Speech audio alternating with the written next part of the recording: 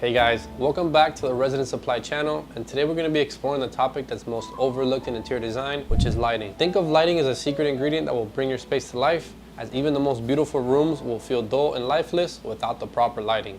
So let's dive into some key lighting tips that will help you transform your house and make every single room feel complete. And the first thing to remember is that there's really no such thing as too many lights, because lighting isn't about one big fixture in the middle of your room. It's actually about layering. So don't be afraid to mix different types of lighting, whether it's a sleek wall sconce, a stylish table lamp, or even a unique floor lamp. Each of these layers will add depth and dimension and make sure you're creating an atmosphere that's both functional and inviting for your guests. So think of it as painting. You want to make sure you create the mood you want and have the space feel dynamic.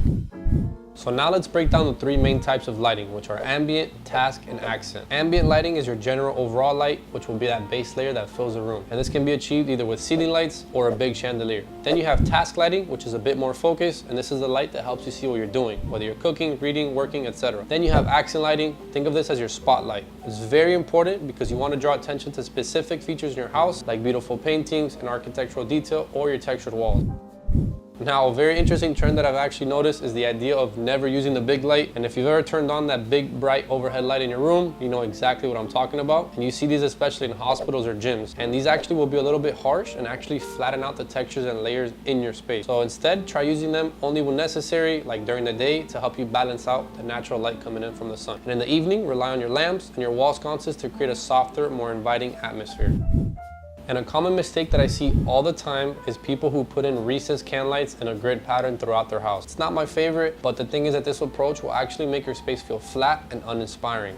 And if you pay attention, in very well-designed homes, lighting is super intentional. You'll notice that they'll have lights aimed towards the wall to create a sense of depth and dimension. But if your space has high ceilings or large walls, definitely consider adding a nice large fixture in the middle of your room to ensure that there's an even distribution of light. This way, you'll create a perfectly balanced glow that only enhances the architecture of your house.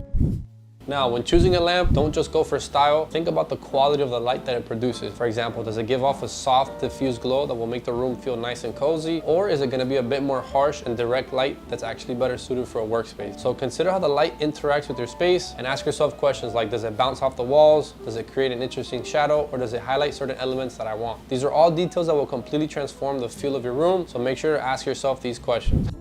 Now, my favorite, let's talk about color temperature. This is a detail that often gets overlooked, but is super important. Every single bulb has a color temperature that's measured in kelvins, which affects the mood of your room. On the low end, around 1800 kelvins, you get a nice warm orange glow that is perfect for creating a cozy, inviting atmosphere. And then on the high end, you have 6000 kelvin, which you'll get a nice cool blue light that will actually sometimes be stark and unwelcoming depending on the room. In most interior rooms, I actually recommend staying around 3000 kelvins because you'll get a nice, warm, natural light that's not too harsh and will be ideal for creating a welcoming environment for your guests.